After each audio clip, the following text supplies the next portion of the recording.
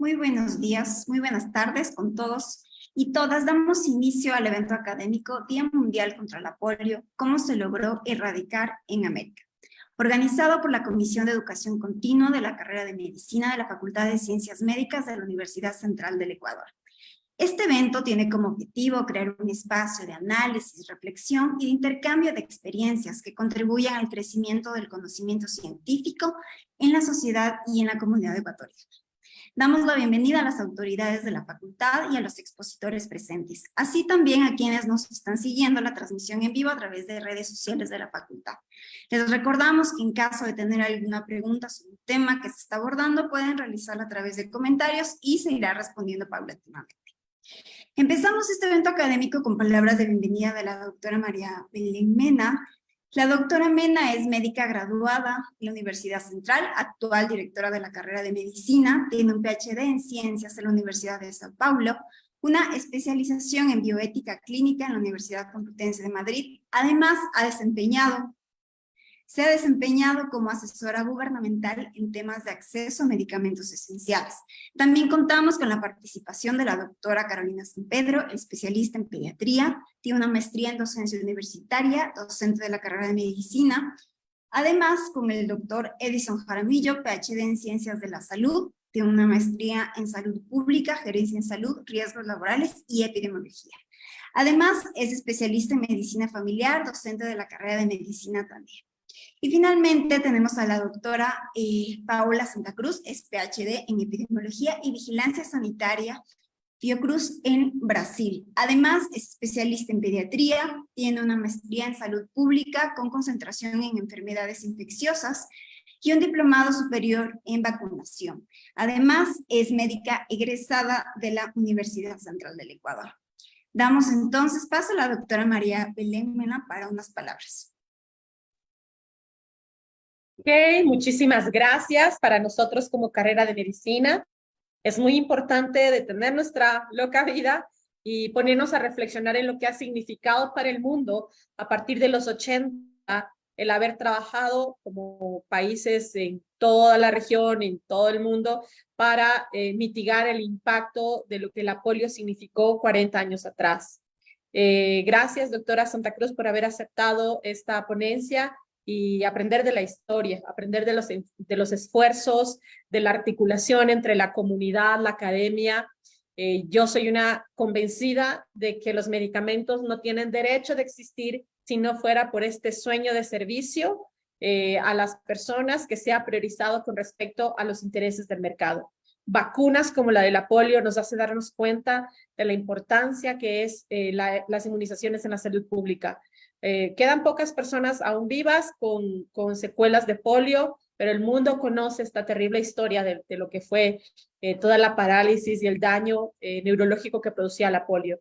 Y hoy qué bueno que nos detengamos a escuchar estos argumentos científicos. Gracias, doctora Santa Cruz, doctor Jaramillo, doctora San Pedro, por los esfuerzos por estos espacios. Y a las personas que nos escuchan, disfruten de esta ponencia. Gracias. Muchas gracias, doctora Mina. Es un gusto para nosotros, parte de la educación continua, de la Comisión de Educación Continua de la Universidad Central, dirigirnos el día de hoy a todos ustedes. Hemos programado realizar algunos de estos encuentros virtuales para fortalecer este espacio de la educación continua. Agradecemos su presencia el día de hoy. Y como nos mencionó la doctora Mena, tenemos a nuestra expositora Paola Santa Cruz, que ya nos han dado un poco de su currículum vitae y algunas cosas más que son importantes. Ahora yo tenía una duda, ¿saben por qué se celebra el día de hoy, el Día de la Polio? Estaba buscando y bueno, hay algunos hitos importantes, ¿no? De qué es lo que había ocurrido con la polio. Pero de lo que pude encontrar, lo que había ocurrido y por lo que se celebra el día de hoy es que en el año de 1988 decidieron que este iba a ser el día de la vacuna de polio, no solamente de la vacuna, sino el Día Mundial de la Polio, porque en una fecha como hoy nació John Salk, que fue la persona encargada de realizar la vacuna de la polio, con la que por mucho tiempo se pudo inmunizar a muchos de nuestros de nuestros niñitos, ¿no? A la población pediátrica. Es una de las razones por lo que el día de hoy se celebra el Día de la Polio, ¿ok? Entonces, doy paso a mi compañera, la doctora San Pedro, para que les dé unas palabras y nos presente a la panelista del día de hoy. Muchas gracias. Muy buenas tardes con todos. Muchas gracias por la presencia de de todas aquellas personas que van a tener el placer de escuchar algo más sobre el apoyo. Sí, como bien nos decía Edison, sí, desde 1988 se viene celebrando el día del día contra la poliomielitis, porque como ustedes van a darse cuenta, como ya nos va a explicar la doctora Santa Cruz, la doctora Paola, es una enfermedad catastrófica que es causante de mucha mortalidad a nivel mundial. Pero gracias a las vacunas se ha podido reducir la poliomielitis hasta un 99%. Y cabe recalcar que en América Latina, en Norteamérica, está ya por completo casi radicalizado, porque en países de Europa aún todavía no se ha podido ha podido erradicar. Y eso es lo que nos va a explicar hoy la doctora Paola, a quien le damos la bienvenida y le damos un agradecimiento especial por habernos permitido contar con su presencia.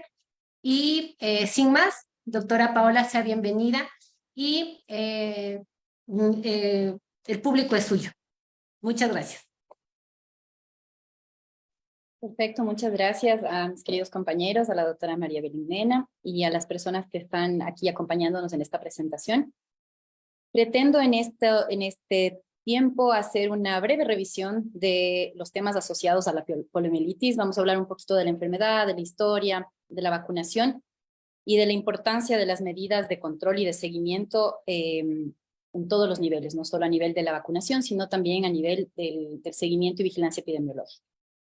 Me permito compartirles unas diapositivas a continuación. Perfecto. Y podemos comenzar.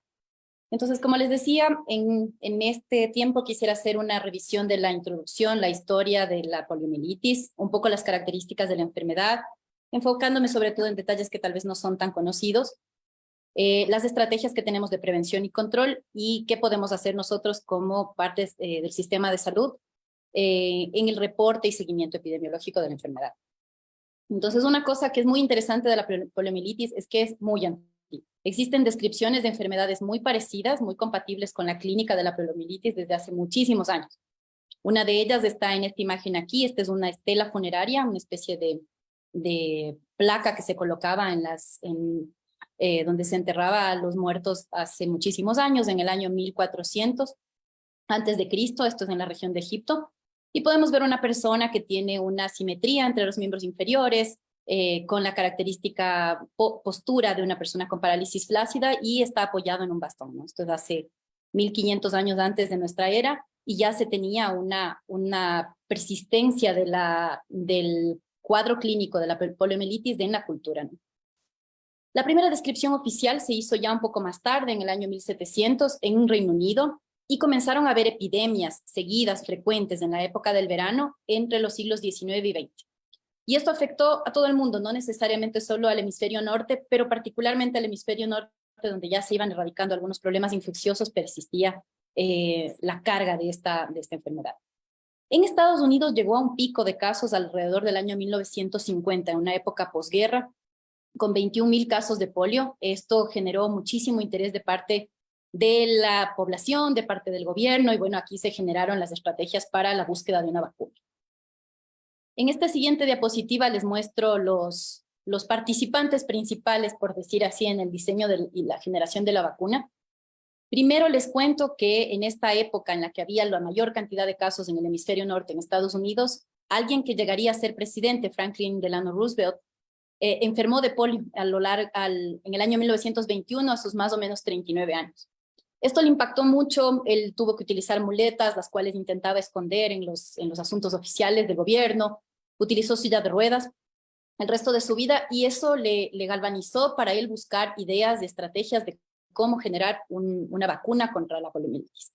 En 1938, a los 5 años de ser presidente, él creó una Fundación Nacional para la Parálisis Infantil Y esta fundación lo que pretendía era buscar la mayor cantidad de recursos posibles para que se financie el desarrollo de las vacunas en los centros de investigación principales.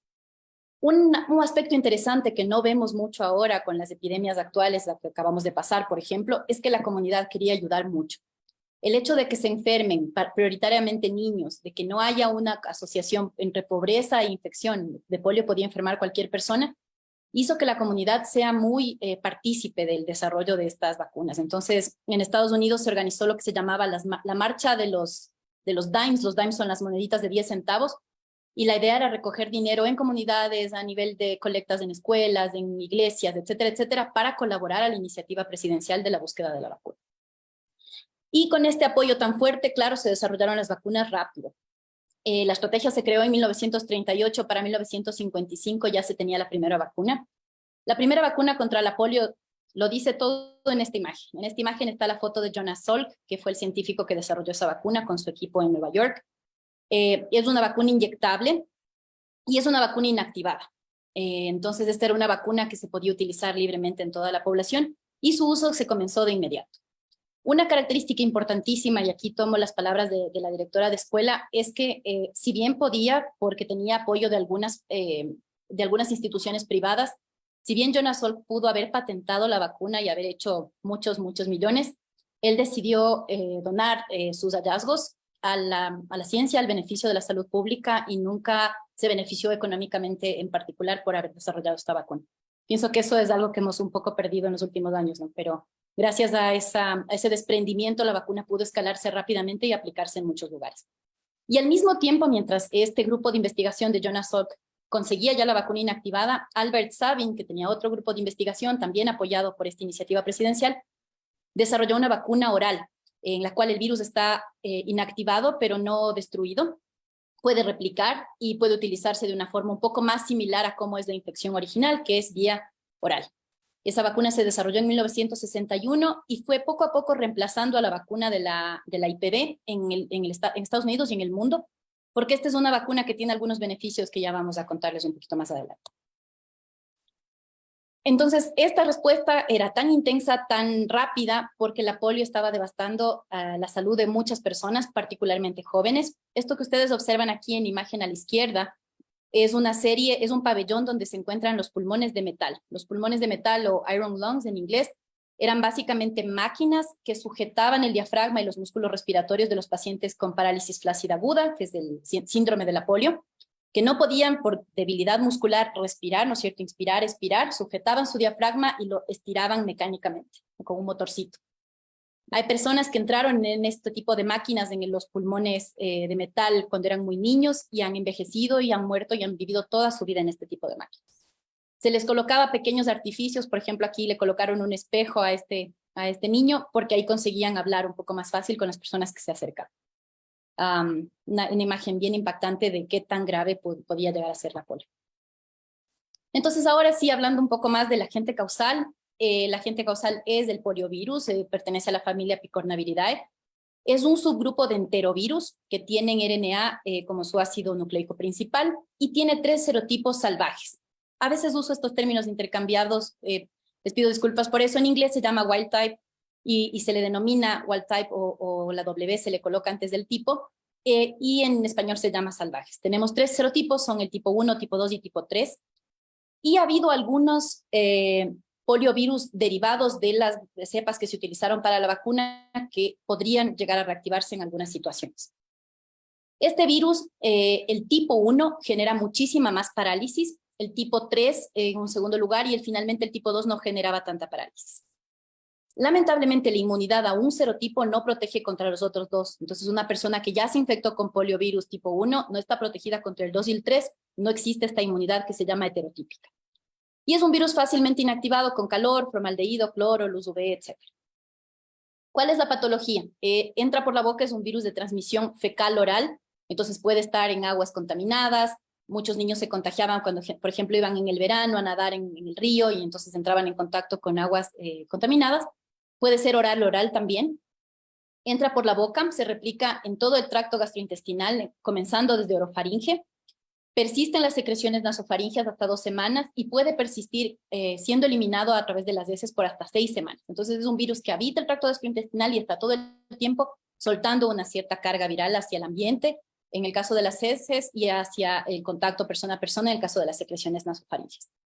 En la fase de replicación intestinal, el virus invade el tejido linfoide nocal, trabaja mucho con estos tejidos linfoides de mucosas, entra en torrente sanguíneo y finalmente avanza hasta el sistema nervioso central.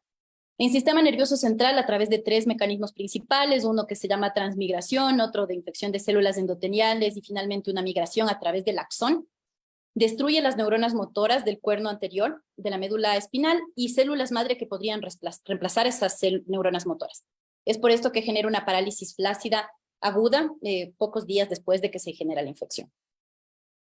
El tiempo de incubación va a depender del tipo de polio. Existe la polio no paralítica, se da la infección por el virus, se da alguna serie de síntomas asociados a infecciones virales, pero sin la parálisis, y ese es un tiempo de incubación más cortito, de 3 a 6 días, pero en cambio para la poliomielitis paralítica, en la que ya la parálisis llega a ser hasta permanente, ya tiene un periodo de incubación un poquito más largo desde que se infectó hasta que se presenta la parálisis. Entonces pensemos más o menos de 100 niños infectados con poliomielitis. 70 van a ser asintomáticos, pero estos 70 eliminan el virus en secreciones nasofaringeas 2 semanas y en las heces hasta 6 semanas. 24 o 25% van a tener una infección leve no específica, una virosis, fiebre baja, un poco de dolor de garganta y una recuperación completa en 1 semana. Entre 1 y 5% tienen una meningitis aséptica no paralítica, es decir, se dan todas las características de una meningitis sin el hallazgo del agente causal en el líquido cefalorraquídeo.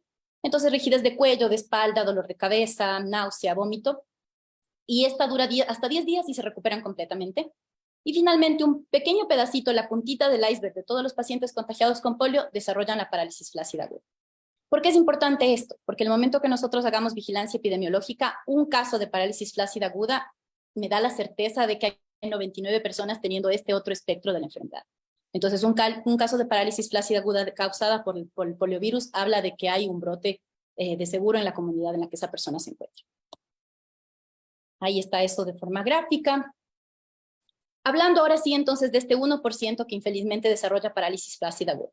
La parálisis flácida aguda, como podemos ver en la imagen de esta niña, es asimétrica, usualmente afecta más un miembro que el otro, afecta predominantemente más los miembros inferiores en su aspecto proximal, es decir, muslo, y tiene un curso bifásico. Primero comienza con la enfermedad leve, esta virosis, esta infección con un poquito de fiebre, de mialgia, etc.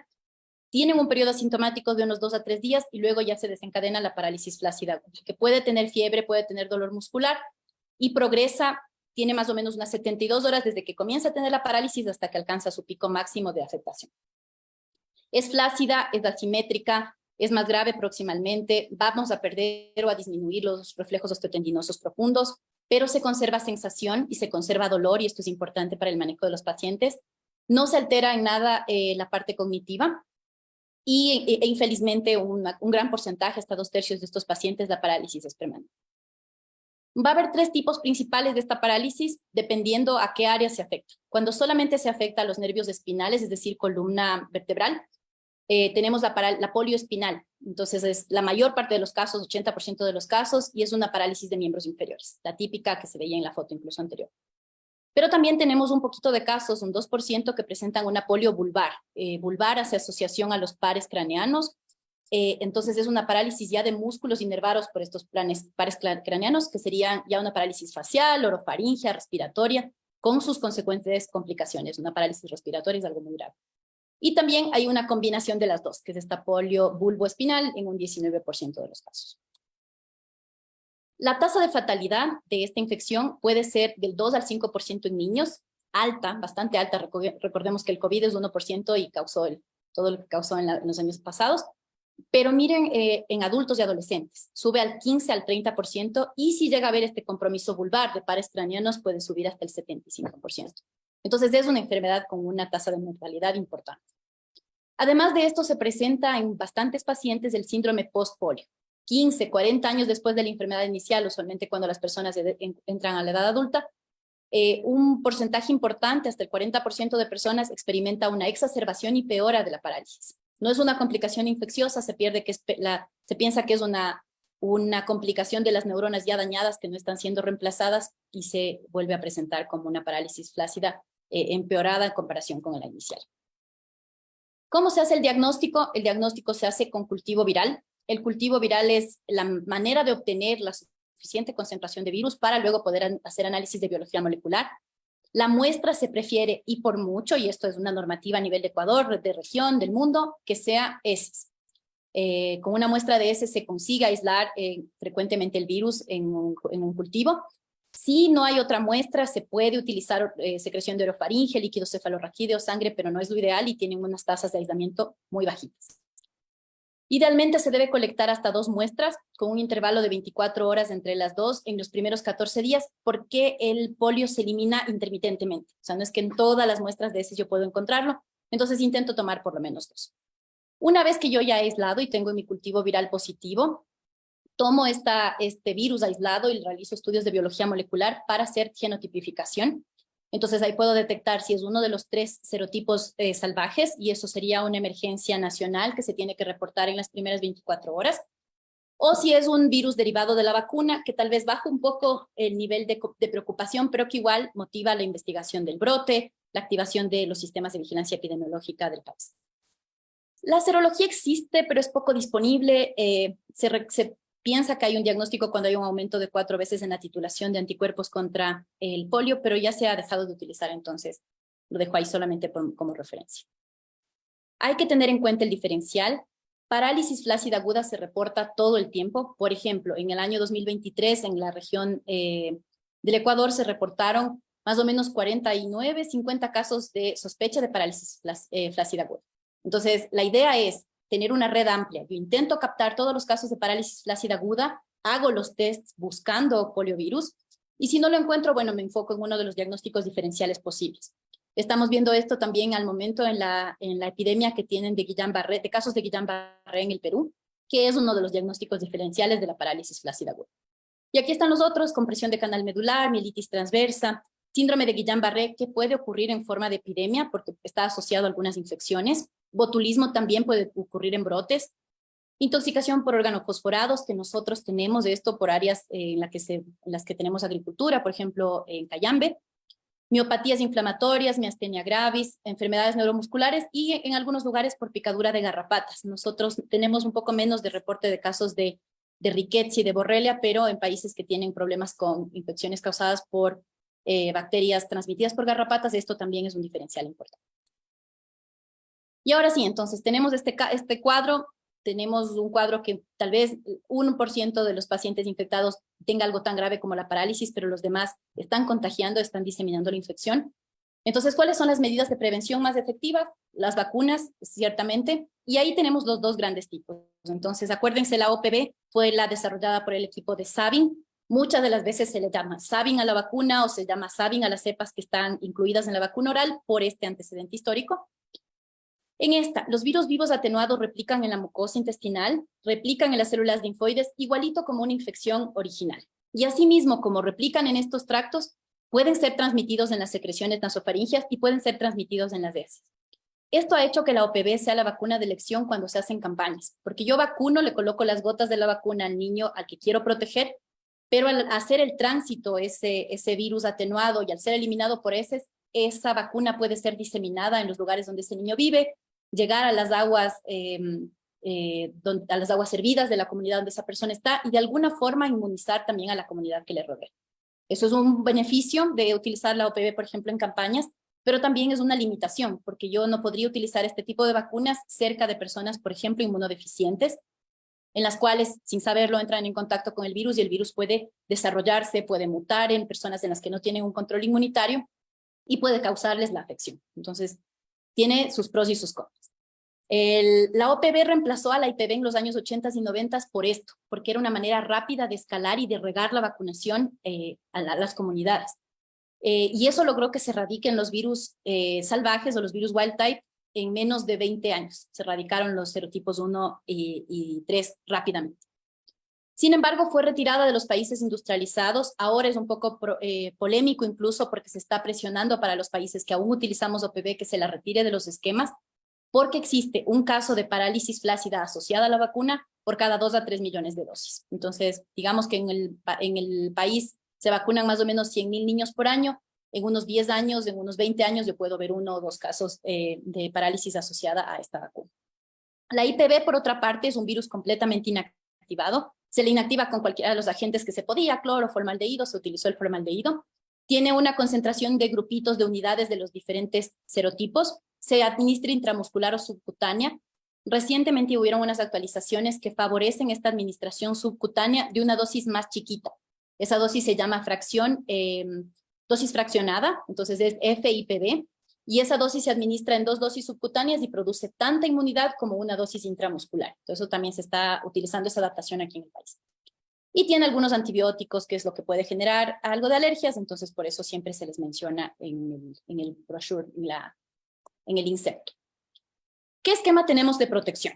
En niños menores de 4 años tenemos 4 dosis. En niños mayores de 4 años o personas que les vacunamos con un esquema tardío es un esquema de 3 dosis. En los niños el esquema básico es a los 2, 4 y 6 meses en el Ecuador y en muchos otros países, con algunas pequeñas observaciones a este 2, 4 y 6. La primera es que yo podría administrar una primera dosis a las 6 semanas, no a los 2 meses, sino al mes y medio. Sin embargo, se prefiere comenzar un poco más tarde porque se genera una mejor inmunidad. La tercera dosis tiene que tener un tiempo de intervalo entre la primera y la segunda. Se recomienda que entre 6 y 18 meses. Y en el esquema infantil se recomienda un refuerzo a los 4 a los 6 años, ¿ya? Y que tenga este mínimo intervalo de 6 meses de la última dosis. En el esquema trazado, una vez yo capto al paciente con un esquema incompleto, doy la primera dosis al contacto, una segunda dosis a los 2 meses, una tercera dosis a los 6 meses de esa dosis, y no necesitan una cuarta si es que son mayores de 4 años. Aquí les traje solo para mostrarle cómo son diferentes los esquemas en diferentes países. Puse por comparación los Estados Unidos y Ecuador. En Estados Unidos se recomienda solo IPV. Ellos utilizan IPV subcutánea a los 2, 4 y 6 meses y el refuerzo a los 4 y 6 años. En ningún punto ellos utilizan OPV. En el Ecuador utilizamos la versión fraccionada de la IPV, correcta, subcutánea o intradérmica, a 2 dosis a los 2 y 4 meses y completamos nuestro esquema a los 6 con una dosis de la vacuna OPV. No sé si se observa, está chiquita la letra, pero esta OPV que nosotros utilizamos para cerrar el esquema tiene una pequeña letra B adelante. Así como la otra tiene la F de fraccionada, la OPV tiene una B chiquita, que quiere decir que es bivalente. ¿Por qué bivalente? Porque se retiró una de las cepas que ya no estaba en circulación de la poliomielitis y ahora solo tenemos para las cepas 1 y 3. La cepa 2 ya se erradicó, entonces no queremos mantenerle en la vacuna una cepa que está erradicada, así que ahora solamente utilizamos la 1 y la 3. Esa cepa 2 que se retiró también había generado un poco más frecuentemente estos casos de reactivación o de causa de parálisis asociada a la vacunación, y por eso también se ha tomado la decisión técnica de retirarla de la vacuna. ¿Qué tanta inmunogenicidad nos da esta vacuna y qué tan eficaz es? Muy buena. A la primera dosis se protege a un 50%, a la segunda ya un 90%, que es una protección súper buena, y con la tercera dosis, es decir, con el esquema completo, 99%. Se piensa que esta inmunidad es de por vida, no necesita refuerzos y refuerzos como, por ejemplo, otras vacunas como el tétanos o la difteria. Y la OPV tenía ese beneficio adicional de que no solamente genera anticuerpos, sino que también genera una inmunidad intestinal de mucosas y reduce la transmisión porque genera una inmunidad a nivel del tracto gastrointestinal, que es por donde se riega o donde se transmite el virus.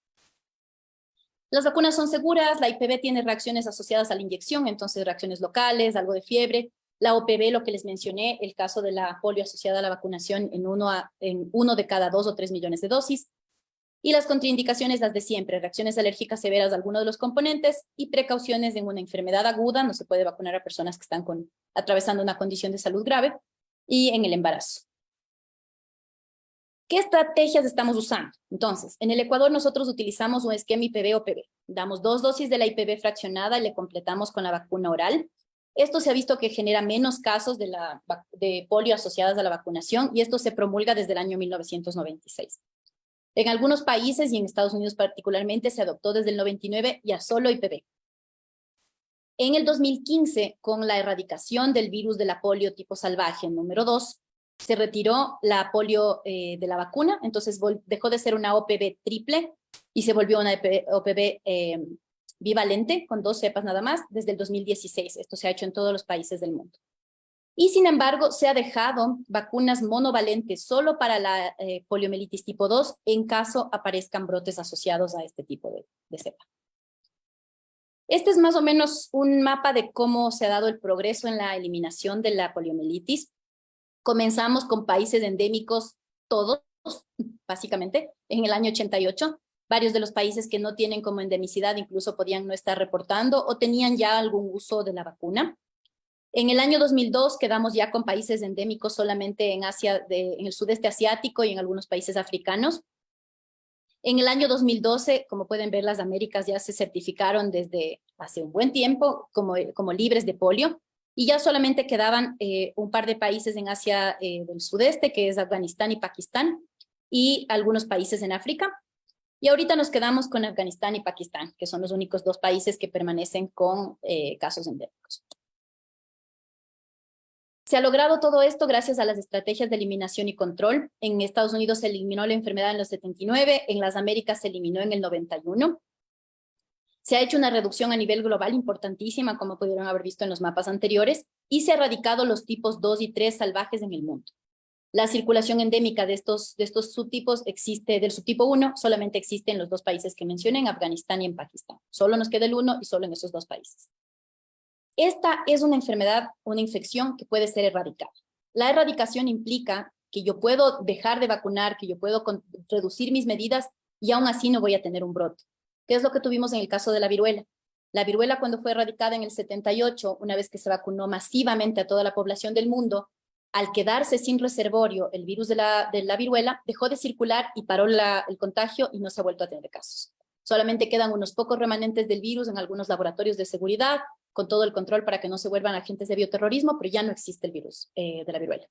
En el caso de la polio esto podría darse, porque el reservorio solo es en seres humanos. Si en algún punto se alcanza una cobertura masiva de la vacunación y se para la transmisión, incluyendo estos países, se podría pensar en una meta de erradicación.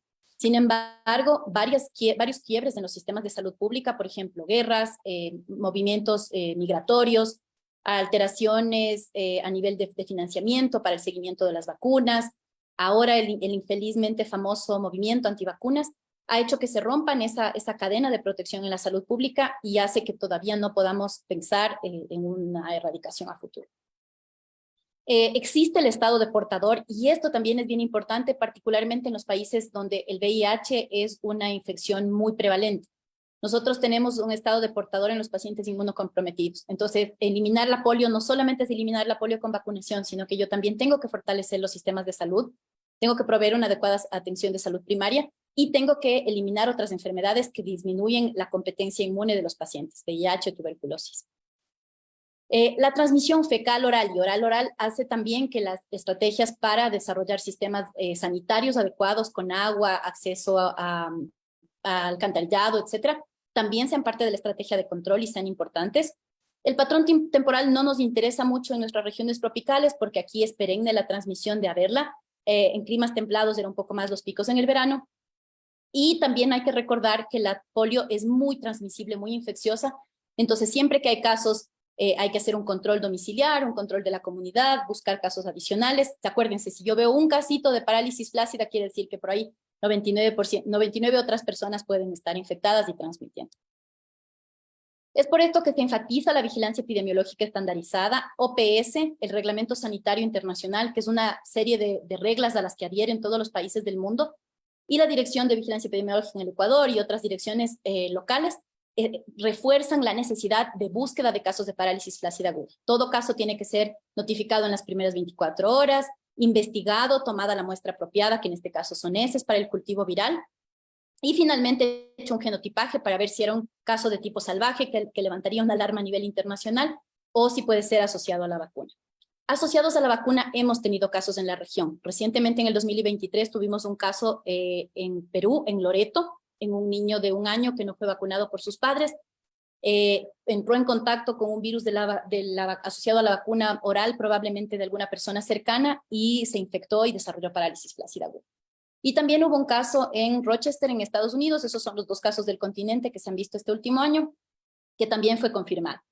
Se han visto otros pocos casos en Brasil, creo que son 6 casos, y me parece que en Haití otros pocos más. Sin embargo, ellos no tuvieron el cultivo viral y no se tiene la confirmación, entonces quedaron como casos compatibles.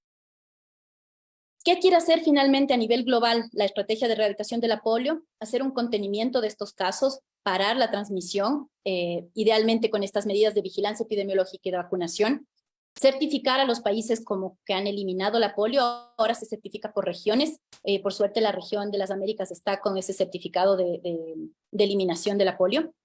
Retirada paulatina de la OPV, porque la OPV, hacer una vacuna viva atenuada, podría dar estos casos derivados de la vacunación. Entonces, idealmente en un futuro nosotros vamos a retirarla también de nuestro esquema y prepararnos para una transición a un mundo sin polio, es decir, mantener un control de los laboratorios donde todavía existe el virus, hacer una retirada progresiva de los lugares donde se producen vacunas que también pueden tener el virus, etcétera, etcétera. Así que les agradezco por su atención en este día de la erradicación de la polio, el 24 de octubre, y quedo a su disposición para preguntas o comentarios. Muchas gracias, Pau. Qué gusto escucharte, qué chévere. Aprendimos un poquito más del día de hoy. Tenía algunas preguntas que nos hace la población acá. Nuestros oyentes del día de hoy nos preguntan, ¿por qué hablar de polio si es que ya se erradicó? ¿Qué importancia tiene hablar de polio? Bueno, ahí hay algunos temas, ¿no? O sea, pienso que mientras no se haya erradicado, es decir, mientras no se haya eliminado completamente del mundo y no necesite medidas continuas de control, siempre tiene que estar en una de las alertas. La severidad de los casos de polio con parálisis flácida y ver esas imágenes, ver esos niños en los pulmones de metal, saber de esta tasa de mortalidad tan alta en adultos, en adolescentes, nos hace pensar que es una enfermedad que mientras no tengamos el control completo no puede salir de nuestro radar. Y también vemos que cualquier quiebra en el sistema de salud, en los sistemas, en el acceso, en la calidad, etcétera, los sistemas de salud, vuelve a llevar a brotes. Entonces, nos hemos quedado tranquilos con la polio en varios puntos. Cuando se declaró la eliminación solamente, no erradicación, la eliminación en las Américas, bajamos un poco la guardia y comenzamos a ver estos casos derivados de la vacuna en algunos países.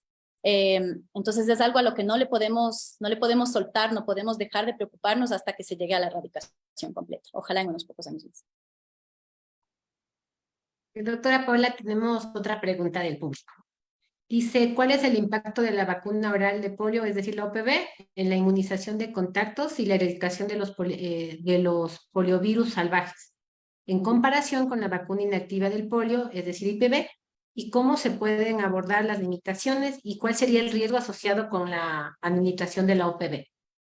Correcto. Como les había mencionado, la OPV tiene sus ventajas y tiene sus desventajas.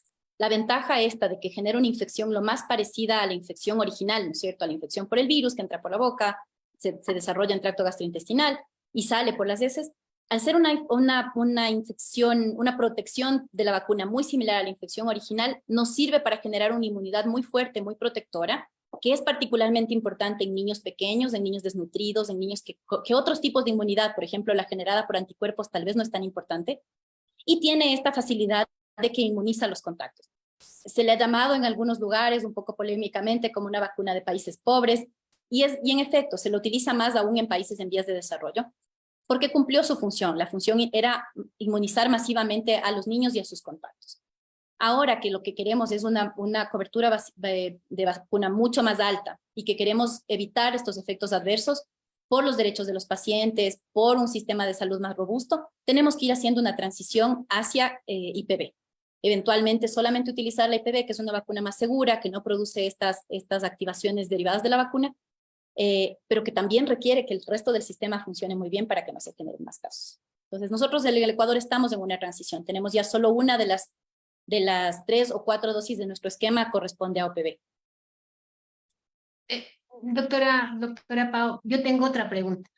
Si bien es cierto, por ejemplo, hoy en día se está poniendo la primera dosis desde a los 2 meses la OPV, como OPV, no, miento, IPV, se les pone OPV y OPV.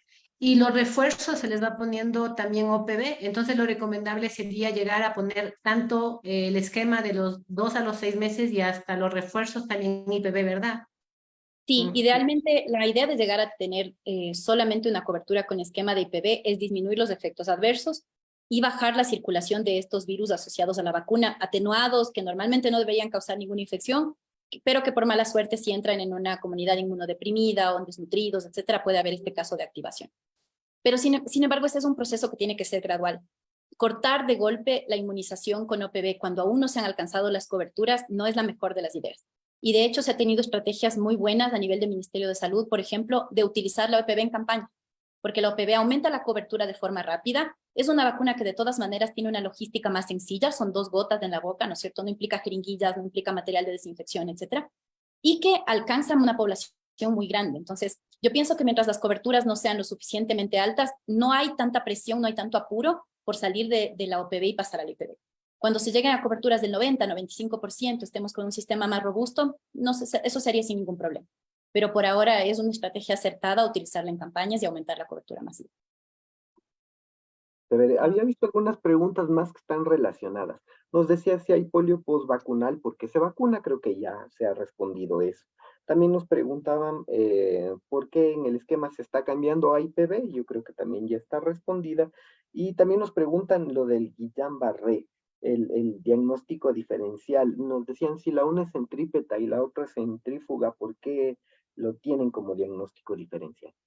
Sí, ya en el granular, en el fino de un diagnóstico clínico, las dos tienen claras diferencias, ¿no? O sea, si vamos a adentrarnos ya a la comparación clínica, hay una diferencia importante. Pero lo que les había mencionado de la vigilancia epidemiológica es que la vigilancia epidemiológica intenta no ser tan granular, tan fina, tan precisa, intenta lanzar una red amplia. Si yo lanzo una red amplia y pido que todas las unidades notificadoras, los centros de salud, los hospitales, que todos los que tengan un caso de parálisis flácida aguda, no me importa tanto el detalle, la causa, pero todos los que tienen, yo les consigo captar, dar seguimiento, investigar, hacer exámenes, yo tengo la oportunidad de diagnosticar casos de polio que de otra manera se me podrían haber pasado. Si ya es Guillain-Barré, bueno, tiene todo un manejo clínico, tiene un seguimiento, un protocolo, pero si es que yo no dejo de hacer este tamizaje amplio, se me van a pasar casos de polio y eso es una emergencia internacional. Tenemos otra pregunta, doctora Pao. Dice, ¿qué impacto sobre la cobertura de vacunación tiene la movilidad humana? ¿Qué barreras enfrentan los migrantes? ¿Qué oportunidades tienen para acceder a este derecho de ser vacunados? Y la farmacovigilancia en vacunas es importante decir que reporte no es denuncia y el riesgo-beneficio es determinante. Eso nos comentamos. Creo que una de las cosas más importantes, y mencioné un poquito eso cuando nos detuvimos a ver los 2 países que todavía tienen transmisión endémica, que son Afganistán y Pakistán, la importancia de la movilidad humana y de la ruptura de los sistemas de salud con baja cobertura y que no son equitativos, es brutal en el tema de manejo de infecciones y de problemas como la poliomielitis. Mientras nosotros no tengamos un sistema que sea equitativo, que facilite el acceso al máximo, que no ponga barreras como, por ejemplo, número de cédula, pasaporte, documentación, residencia fiscal, mientras nosotros pongamos menos barreras a la vacunación y se dé una cobertura mayor, el beneficio es para todos. Realmente se ha visto un repunte de casos de algunas cosas, no solamente de polio, debido a la movilidad humana, al tema de migración en todo el mundo. Deberíamos ya aprender de estas lecciones y reconocer que las vacunas son un derecho humano y es un medicamento esencial al cual se le debe facilitar el acceso de todas las formas posibles. En cuanto a la farmacovigilancia, bueno, hay algunos componentes interesantes de farmacovigilancia con las vacunas de poliomielitis.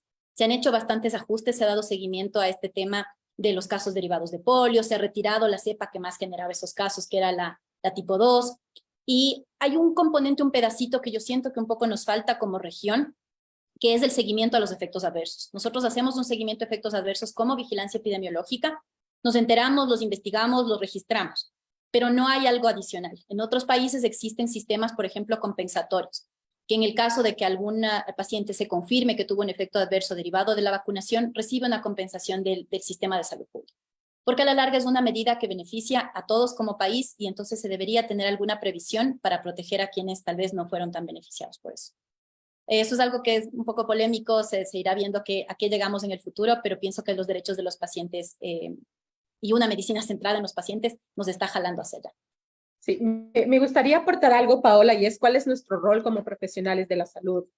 En una investigación que participó la universidad, yo participé con el tema de vacunas en migrantes y era increíble, algo que nunca nos tomamos en cuenta. ¿Cuál es una barrera para acceder a la vacuna? El señor guardia.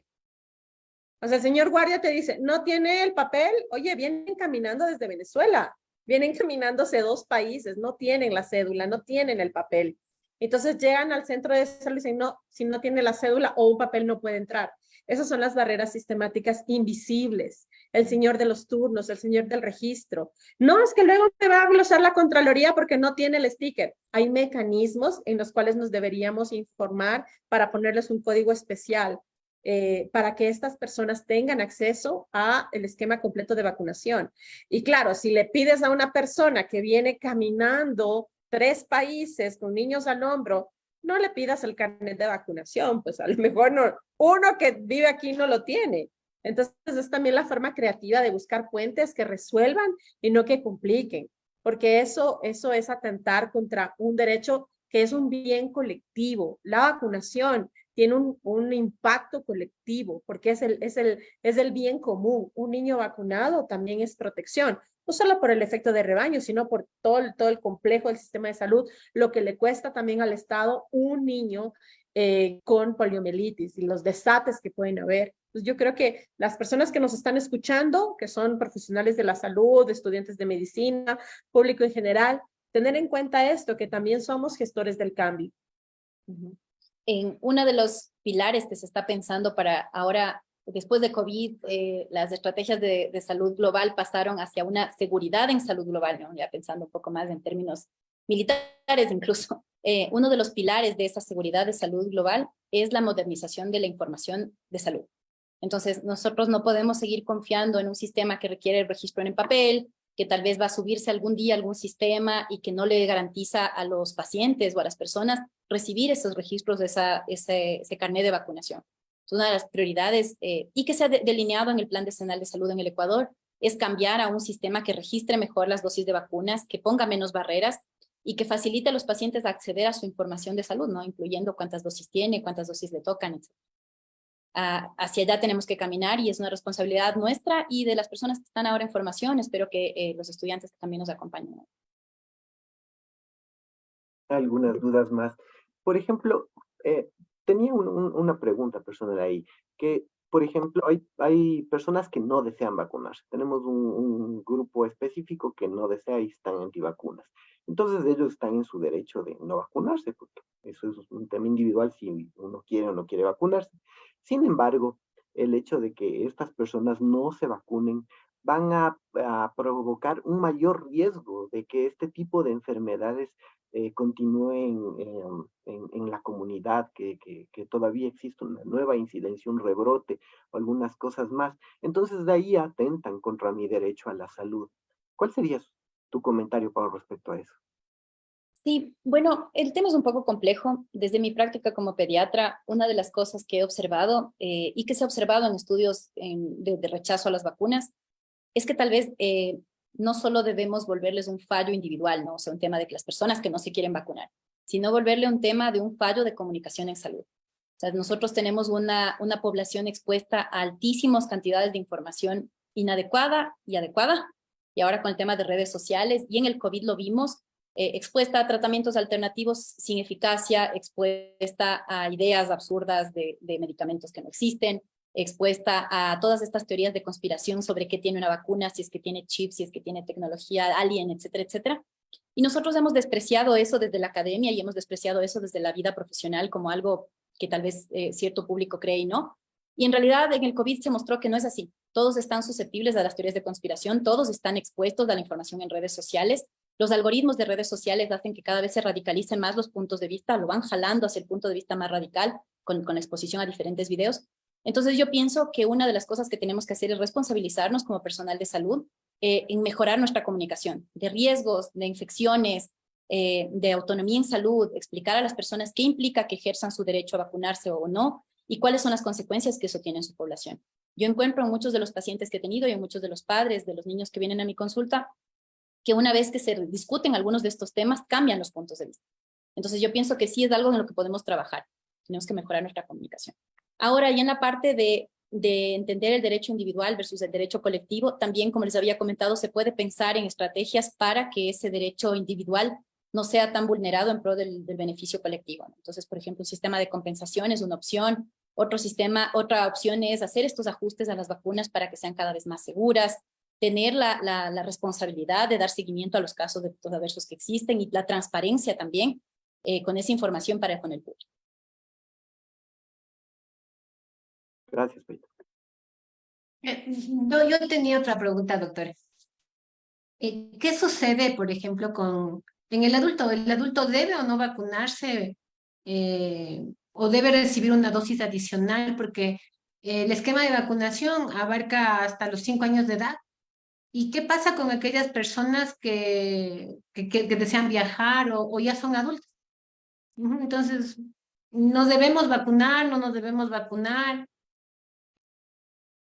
Bueno, existen varias recomendaciones para los esquemas de catch-up o los esquemas para igualar esquemas atrasados, ¿no? En adultos se puede vacunar. La recomendación internacional es que se utilice IPV por muchos motivos. Existe mayor prevalencia de inmunodeficiencias en adultos. En los adultos, el virus de la vacuna oral que podría llegar a replicar, si es que llega a darse, la enfermedad va a ser más grave, porque la polio es más grave conforme avanza la edad. Entonces, los esquemas que se recomiendan para igualar las dosis en personas adolescentes y adultas son con la vacuna inactivada, son con IPV. Y se recomienda solamente 3 dosis. Como les había mostrado en inmunogenicidad, con una dosis un 50%, un 60%, con las 2, 90%, con tercera dosis 99%, entonces con 3 dosis suele ser suficiente.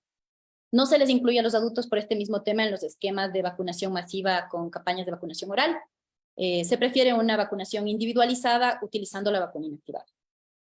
Se preferiría también, y bueno, en eso estamos un poco en desarrollo, el tema de las clínicas de viaje, ¿no? Que cada quien cuando va a viajar a lugares de riesgo con diferentes patologías endémicas, se haga una revisión de qué está cubierto, qué no está cubierto, se actualice sus vacunas. Y en las clínicas de viaje, por ejemplo, para países en el sudeste asiático, que es donde tenemos más casos de polio, se hace en efecto la recomendación de poner una dosis adicional. Nosotros no tenemos mucho esa política, pero podríamos ver implementarla también. Agradecemos mucho la presencia de nuestro público, que tenemos varias preguntas, y también nos están preguntando si es que vamos a dejar grabado esto, y en efecto lo vamos a dejar colgado en la página del Facebook. Bueno, ya veremos qué hacemos con comunicación, pero va a quedar guardado esto. Agradecemos mucho la ponencia del día de hoy. Carito, creo que tenemos más preguntas. Nos preguntan, hay una pregunta interesante, dice, ¿hay afectación del neonato si la madre tiene poliomielitis durante el embarazo? Sí, sí puede haber afectación si es que es poliomielitis con virus de tipo salvaje. Es un virus altamente replicativo que sí puede pasar. El virus derivado de la vacuna, no tengo conocimiento particular de ese tipo de casos. Tendría que revisarlo. Pero en el caso del virus de tipo salvaje, que ahorita es endémico solo en Pakistán y Afganistán, sí. Sin embargo, no vacunamos embarazadas como rutina. En algunos lugares donde ha habido casos brotes masivos, se ha tenido que llegar a vacunar embarazadas con IPV. Esto se ha visto en Sudán, cuando hubo un brote importante durante la guerra en el sur de Sudán.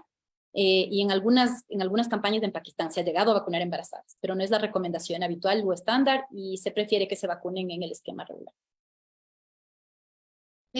¿Podría considerarse, por ejemplo, en estos países como Afganistán y Pakistán, donde todavía existe la cepa 1, es verdad, hacer una campaña a las mujeres en edad fértil? ¿Podría ser?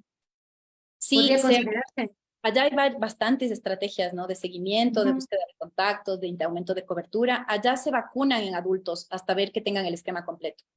Como esto aquí habíamos hablado de la pérdida de los carnets, de la pérdida del registro. A veces se les vacuna, algunas veces más, porque si no se encuentra el registro se les revacuna.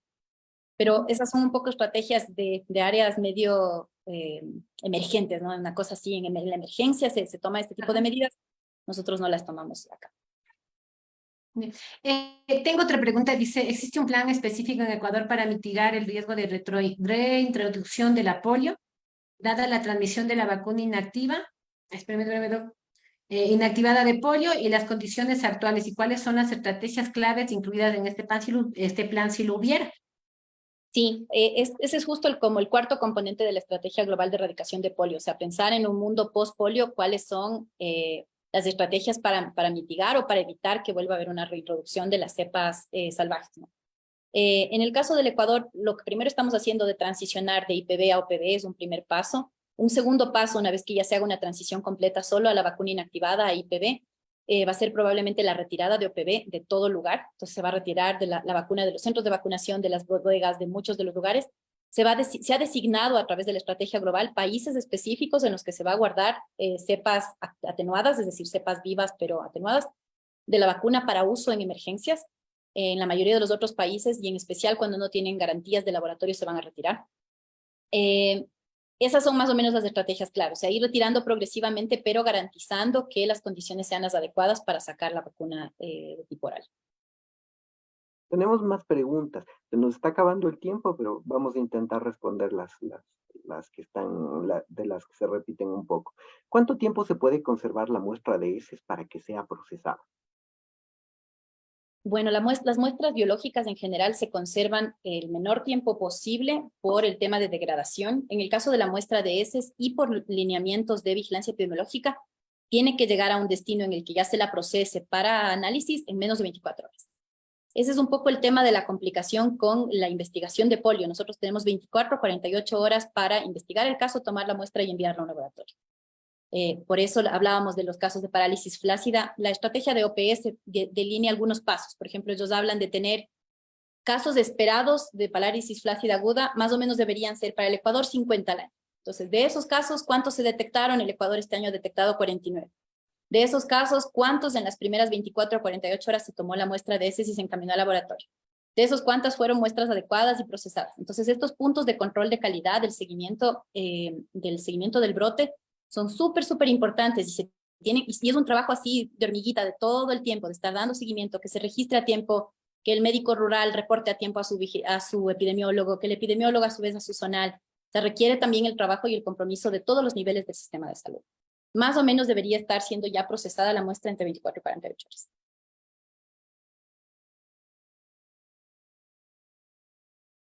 Clarito. Tenemos más preguntas. Aquí tenemos, la siguiente pregunta es, ¿qué medidas se recomienda para proporcionar protección temporal contra la polio en individuos con inmunodeficiencia que no pueden recibir la vacuna convencional de la polio? Los individuos con inmunodeficiencias no pueden recibir la vacuna oral, porque la vacuna replica y puede generar una parálisis flácida como si se tratase de la enfermedad. No en todos, estos se ven inmunodeficiencias súper graves. Por ejemplo, un VIH que ya esté con características de SIDA, pueden verse en inmunodeficiencias severas combinadas como SCID, cosas mucho más complicadas que la inmunodeficiencia típica, por decirlo así. La importancia ahí es de la personalización a la individualización de la toma de decisiones en la vacunación. Entonces, a estas personas sí se les puede vacunar con IPV si es que tienen esquemas incompletos. Si es que son adultos, probablemente ya completaron el esquema en la infancia, y si son niños, hacer ese ajuste, ¿no es cierto? Pasar a la dosis de la vacuna IPV. Eso es una cosa importante que también en el Ecuador no se ha desarrollado, pero que podría ser una estrategia que funcione. En el Brasil existe lo que se llama CRIE, que son los centros de inmunización especializados. Entonces, yo si tengo que vacunar a un niño sano, sin contraindicaciones, sin efectos adversos a vacunas anteriores, y estoy súper tranquila, sin inmunodepresión, lo vacuno en el centro de salud, lo vacuno en un consultorio, no pasa nada. Pero cuando hay estos casos, estas particularidades, debería haber un ente que sea un poco más técnico, con un personal adicionalmente capacitado para manejar estos casos. En Brasil se utiliza eso. Si yo no estoy muy segura si mi paciente tiene una inmunodeficiencia grave y ahora me toca vacunarle, ¿qué hago? Encamino a un centro de referencia. Entonces, esa es una estrategia que se podría utilizar en el futuro. Estamos siempre promulgando esa recomendación a nivel de gestión, pero es una posibilidad. Luego hay otra pregunta, dice, ¿alguna vez había escuchado sobre inmunoglobulina antipolio? Pero nada más. ¿Tiene altos riesgos? ¿Y es una buena o una mala idea? Bueno, las inmunoglobulinas como tratamiento para infecciones graves son muy interesantes, ¿no? O sea, existen para todo. Tenemos para hepatitis B, tenemos para algunas de los virus que causan Guillain-Barré, tenemos algunas modalidades de inmunización pasiva. La inmunización pasiva es dar las inmunoglobulinas ya listas, hechas al paciente. Tienen su uso en casos muy puntuales, son costosas, entonces tal vez no es una medida que se pueda tomar a nivel nacional, pero en algunos brotes se han utilizado. Se ha utilizado para intentar mitigar el avance de la parálisis que avanza en los primeros 2 a 3 días, entonces si se utilizan en las primeras horas se puede mitigar ese avance de la parálisis y controlar en algo. El lío es de la oportunidad, o sea, tendría que utilizarse muy pronto en las primeras horas, tener el acceso, son costosas, la disponibilidad de este medicamento a nivel nacional, y ese no ha sido el caso en la mayoría de brotes. Entonces es una cosa que se termina utilizando tal vez a nivel terciario, tal vez en países que ven muy pocos casos. En los países endémicos, en Afganistán, en Pakistán, no se utiliza. Sería un costo prohibitivo. Listo. Creo que hemos llegado un poco al tiempo final. Así que bueno, agradecemos su participación. Doctora Santa Cruz, muchas gracias por su apoyo todo el tiempo. Esperamos seguir contando con su presencia para otras ponencias que realizaremos. Les repetimos que somos la Comisión de Educación Continua y entonces estamos iniciando este tipo de estrategias de comunicación para poder llegar a nuestros estudiantes y también a la comunidad en general. Doy paso a la doctora Carito para que también nos dé sus palabras. Muchas gracias, doctora. Doctora Paola, excelente su ponencia. Me parece que usted nos dejó muy claro por qué es el Día Mundial de la Erradicación de la Polio. Muchas gracias por todas sus enseñanzas y de igual manera que esperamos contar con usted para en próximas oportunidades para continuar con este proceso de educación continua que estamos promoviendo a través con nuestras autoridades y con nuestros estudiantes. Muchas gracias, Doc. Y Gracias, Paola. finalmente, Gracias, querida amiga, ex estudiante, profesora. La vida nos encontrará siempre en caminos comunes. Nos engrandece tu éxito. Estás abriendo puertas en lugares maravillosos, internacionales, haciendo historia y nos alegramos por eso. Esta es tu casa y gracias por darnos este tiempo en este espacio y esperemos que más momentos de divulgación científica se den. Gracias, Carito y Edison, por su trabajo. Les mandamos un gran abrazo. Gracias a todas las personas que nos siguen por nuestros medios. Y pues nada, recordemos, hace 40 años, un poco más de 40 años, el mundo se unió por causas buenas. Cómo mitigar y reducir el impacto de la polio, de lo cual estamos agradecidos por los esfuerzos nacionales, públicos, privados, sociedad civil y el apoyo de organismos internacionales, así como de la industria que pudo fabricar masivamente y nuestro programa de inmunizaciones también en el Ecuador, a los que les mandamos saludos y confiamos en que sigan haciendo bien las cosas. Yo siempre digo, de lo mejorcito que tiene el Ecuador, vacunas. Así que hay que seguir apostando por eso. Muchísimas gracias, queridos colegas y amigos, y muchas gracias a la audiencia por su atención y por sus preguntas. Creo que un primer paso siempre para abordar cualquier problema de salud es aprender sobre ese problema y entender la importancia que tiene, no solo tal vez para nosotros, sino para las personas que nos rodean. La salud pública es eso, es un bien público y está constituido por el esfuerzo de todos nosotros. Les agradezco por su atención y su interés y espero vernos en una próxima oportunidad. Chao, gracias a todos. Agradecemos la participación de todos los expositores y sus grandes aportes sobre este tema. Como hemos visto, vale la pena tratarlo y llevarlo a análisis y reflexión de parte de la Comisión de Educación Continua de la carrera de Medicina de la Facultad de Ciencias Médicas de la Universidad Central del Ecuador. Agradecemos a todas las personas que se conectaron a través de la transmisión en vivos y también les recordamos que esta sesión, este evento quedará guardado en la misma plataforma. Además, extendemos una gran invitación a que nos sigan en nuestras redes sociales para que no se pierdan los eventos a futuros que también tendremos con esta comisión. Muchas gracias y hasta pronto. Chao.